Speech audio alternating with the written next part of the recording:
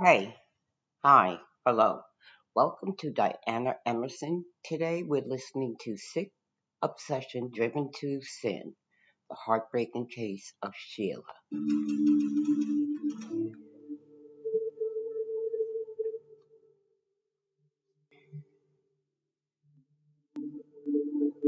Hi, everyone. My name is Jack, and today we're going to take a look at another horrible case with you. The case of Sheila Labar, a monster with an angelic appearance. Psychological and physical traumas received at an early age can have a very unpredictable effect on adult life. Of course, far from always, they lead to the fact that a person becomes cruel and seeks to hurt others. But sometimes it is the trauma can give rise to a real monster. Criminal psychologist Adrian Raine believes that there are genetic and psychophysical mechanisms that can turn a person into a cold-blooded killer, about which he wrote in detail in his book, Anatomy of Violence. History knows a lot of serial criminals who had a truly hellish childhood, and perhaps to them can be attributed our heroine today, Sheila Labar. This woman had an angelic appearance, which she skillfully used, seducing her victims and then brutally murdered them.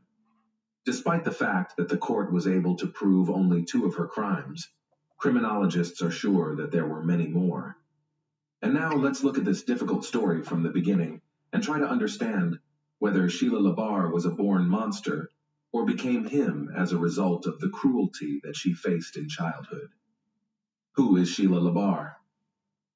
Sheila Labar was born in 1958, the 4th of July, in the small country town of Fort Payne, Alabama. She was the youngest of three children of her parents and was raised with her brother and sister Lynn.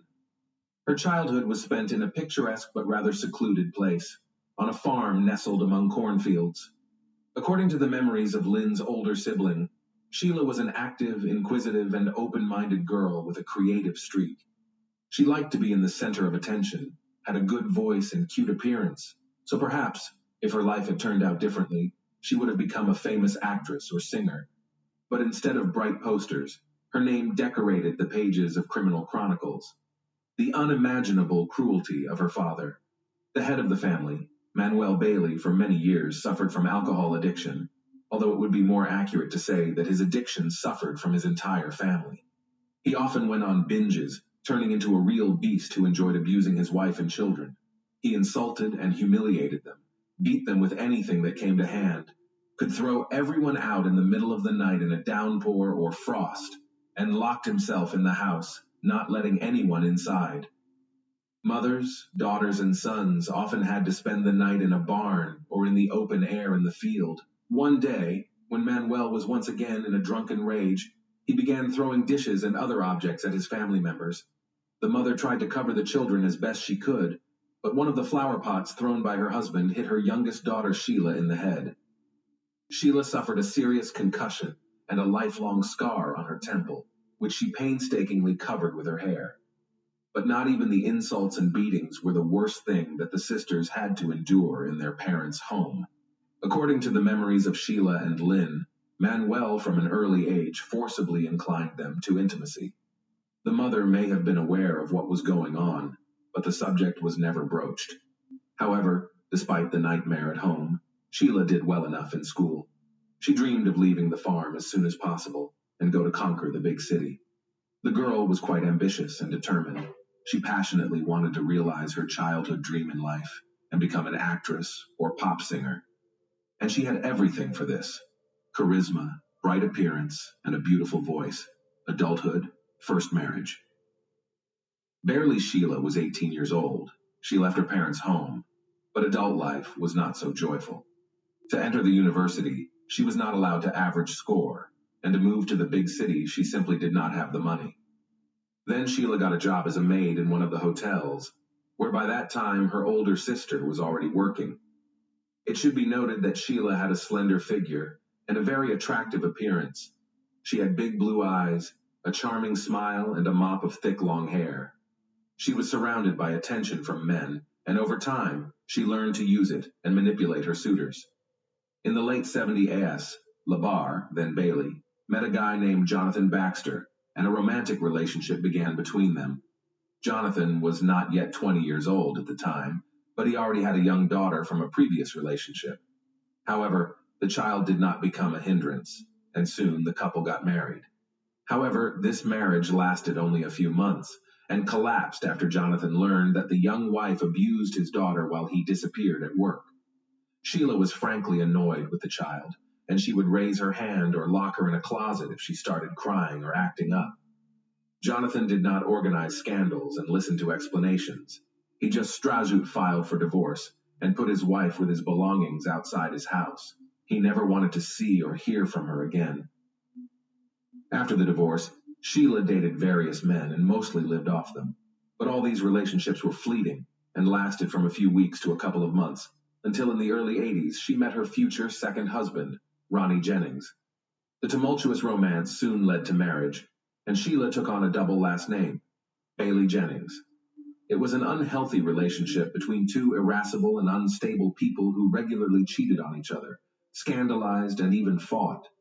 Still, their marriage lasted more than 3 years. In 1984, after another family quarrel, Sheila demanded a divorce from her husband, but he refused her.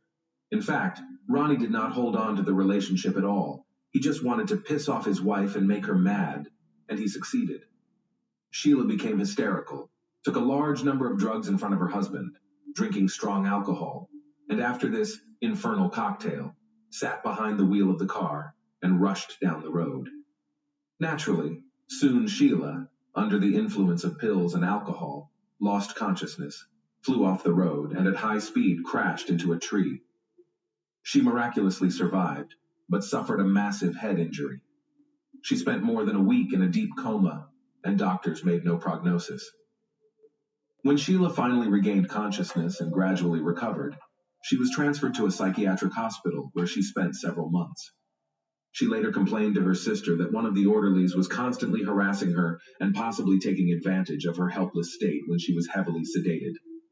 After all this, Sheila returned to her second husband's home, but began to behave not just aggressively, but threateningly toward him. When during another scandal she attacked Ronnie and poked him in the chest with nail scissors, Ronnie, fearing for his own life and health, filed for divorce and hurriedly moved out of the mad woman. Rich lover. When the second marriage was dissolved, the young woman began looking for lovers through the dating columns of the print media, and she left her ads there as well. But no man did not stay with her for long, because Sheila tended to dominate everything, rigidly suppressing their partners, both in intimate and everyday life. Soon the photo of an attractive girl in the dating section drew the attention of 60-year-old Wilfred Bill Labar. The man had previously been married twice, and had adult children and grandchildren from previous marriages. He was widowed a few years ago, and had been living alone on his large country ranch ever since. Bill was a fairly wealthy man. He had a chiropractic office in Epping, New Hampshire, and on the ranch he raised horses. At the same time, he was very lonely and needed a strong, powerful woman. In fact, that's exactly what he found. Sheila was attracted by the wealth of her new acquaintance, and she decided that it would be an ideal union for her. And to make Bill completely lost his head, she began to send him a postal mail frank letters, supplementing them with her nude photos. The trap worked, and soon Labar invited a charming pen pal to visit his ranch. Their romance developed rapidly. An elderly man is not stingy on expensive gifts for a young mistress, and in the summer of 1987, she moved to live with him. This has incredibly flattered the doctor, who now went out in public with a beautiful companion, who was half his age and was fit for him as a daughter. Nevertheless, he did not plan to marry Sheila. However, Sheila, not waiting for a marriage proposal, changed her name, calling herself Labar. Bill was surprised by this turn of events, but he did not object. Sheila began to interfere in all the affairs of her elderly lover, starting to control his business, farming and dispossessing his property. In addition, Bill was getting older and could not satisfy the intimate needs of a young woman. Then, according to Sheila herself, he allowed her to meet other men, whom she often brought directly to their home. One of Sheila's regular lovers, closer to the mid-90s, was a Jamaican national named Wayne Ennis. He was much younger than Sheila, and was initially hired as an au pair on the ranch.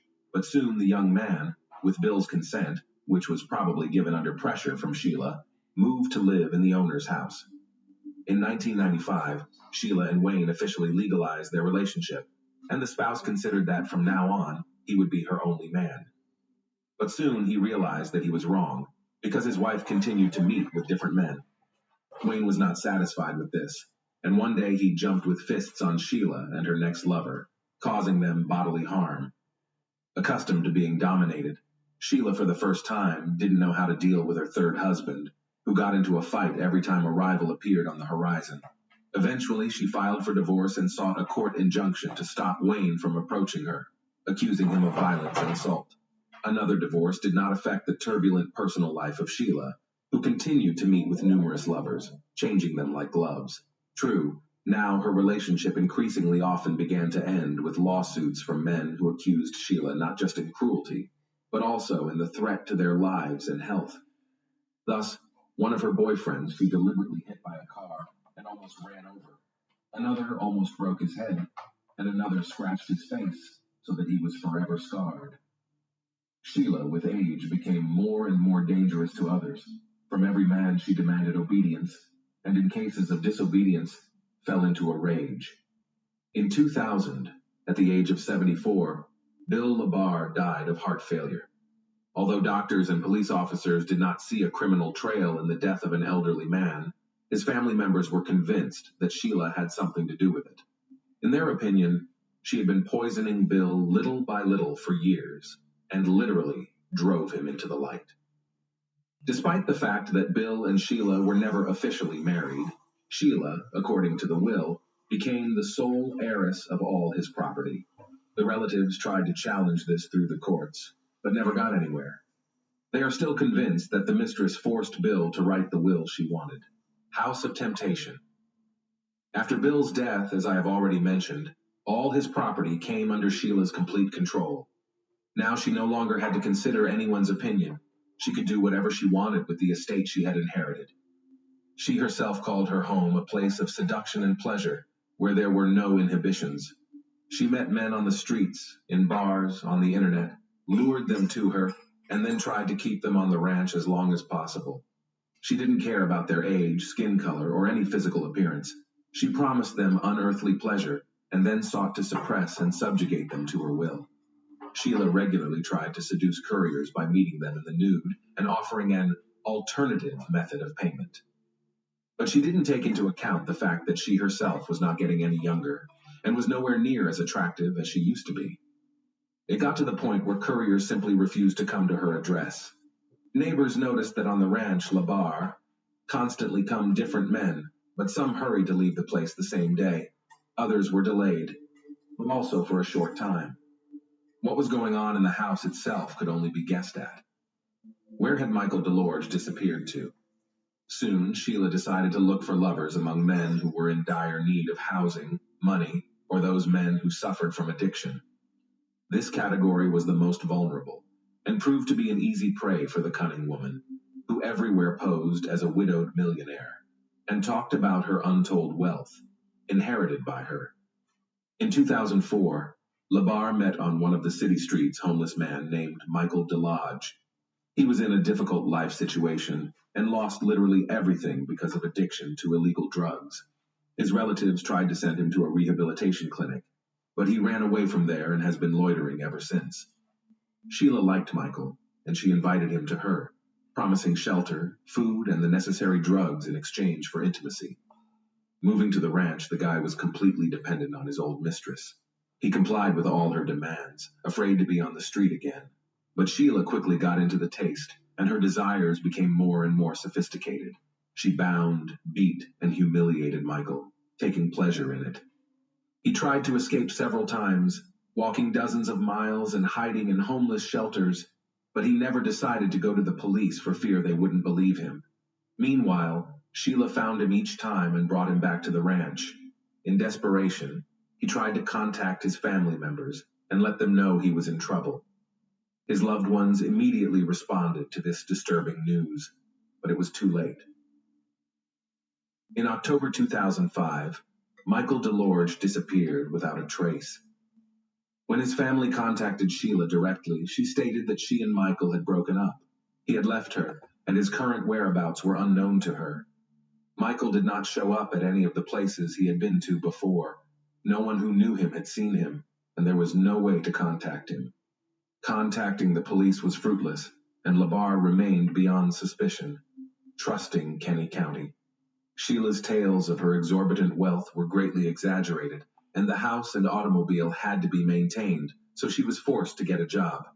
Naturally, Sheila chose an occupation to her liking. She became an operator of intimate phone services. Since she had a truly enchanting voice, men fell for the bait and offered to meet her in person. Among such guys was Kenny County, who at the time of their acquaintance was barely 24 years old. The young man was attractive in appearance, very good-natured and open. However, he had a low IQ level, due to which he was very gullible. This was exactly the kind of guy Labar was looking for. Kenny was very close to his mother, on whom he actually depended, but Sheila, with the help of clever manipulations, managed to break this connection and literally lure Kenny to herself. She made him an unforgettable night of love and promised that they would be like this all the time. The young man decided that he had met the woman of his dreams, about which he informed his relatives, and then moved to live in Sheila's house. But soon Sheila showed the guy her true face, having arranged for him a real torture room in one of the rooms. Each time intimacy inevitably turned into a brutal beating, or something worse. Kenny's body was covered with bruises, abrasions, scratches, cuts, and burn marks. But he could not leave the house of the mistress who had completely subjugated his will. Sheila did not allow him to see and communicate with his loved ones, and his family could only guess what was happening to Kenny. The first alarm was raised by neighbors who periodically noticed the guy and were horrified by his sickly appearance. A few days before his disappearance, a local store clerk took a picture of the young man on her cell phone camera, and later this picture was attached to the case file in court. In the photo, Kenny's condition could be described as deplorable. He was very thin, there were huge bruises under his eye and on his cheek, and his nose was probably broken. Judging by the degree of healing, all these injuries had been inflicted at different times, which suggested that the guy had been brutally beaten for a long time. The contents of his cart were also alarming. He rolled 2 large canisters of fuel to the cash register, as it later turned out, for his own cremation. The store employees were so puzzled and even frightened by the guy's appearance that they decided to report him to the police for possible domestic violence. But this time, Sheila managed to get away with it, and they could not charge her with anything. Soon Kenny stopped contacting his family altogether, and when his worried mother arrived at Labar's house, the owner behaved aggressively and advised to leave Kenny alone.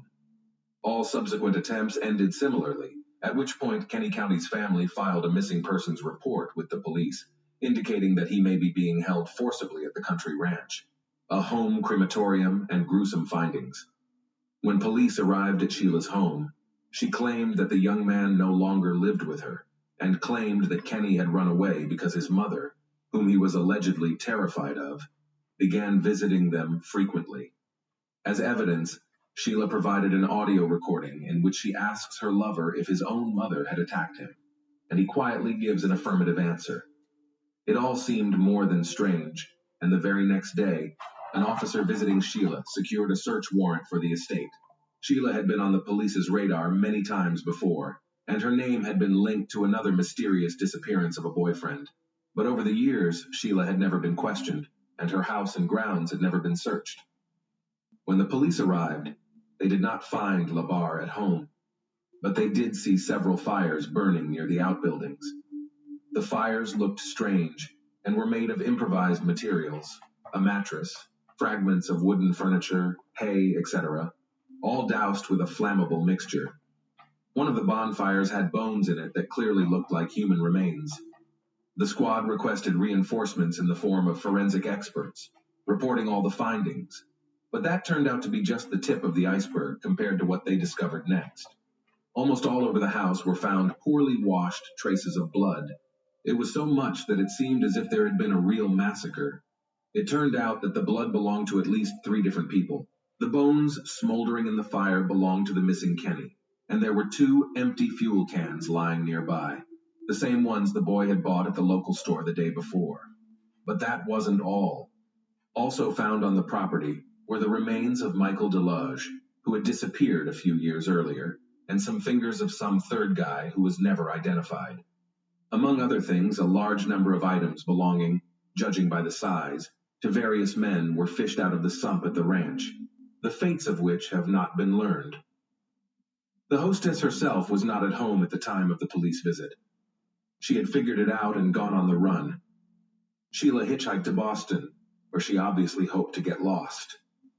Moreover, on the way, she seduced one of the drivers who gave her a ride, and he trustingly invited her to live in his house. However, the next day, having seen on TV news about the search for a dangerous criminal, the new lover himself called the police and reported that Sheila is now in his bed. It was there that she was arrested. During the search of Sheila's home, another frightening find was made: a box of videotapes.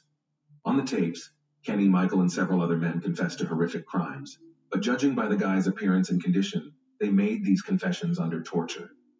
Since Labar's arrest, her mental health has raised a lot of questions, so the court ordered the necessary evaluations. Sheila was found to have a delusional disorder, as well as signs of schizophrenia. She called herself an angel sent from heaven to protect children from rapists. It was Sheila's failing mental health that became the basis on which her attorney tried to build a defense.